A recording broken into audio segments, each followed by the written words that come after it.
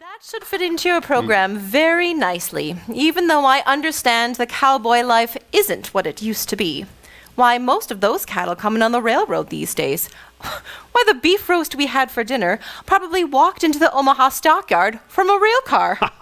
I ride an old rail car. In Omaha, we boarded the Union Pacific and headed west across the plains. What a vast country. I can only imagine what it was like to travel there before the railroad was completed. It is beautiful. I wrote here in our journal that the territories were so wild and yet so peaceful.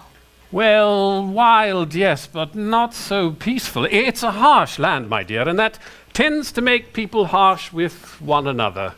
It's such a huge place that you'd think there'd be enough room for everyone to do as they pleased. You would think so, but there always seems to be a dispute of some kind between the cattlemen and the sheep herders, between the farmers and the ranchers, between the settlers and the natives. You know, I've heard that they've sent the 7th Cavalry and Lieutenant Colonel Custer out to the Dakota Territory to quell some kind of Sioux uprising there. Well, let's hope that he's successful this time with as little bloodshed as possible.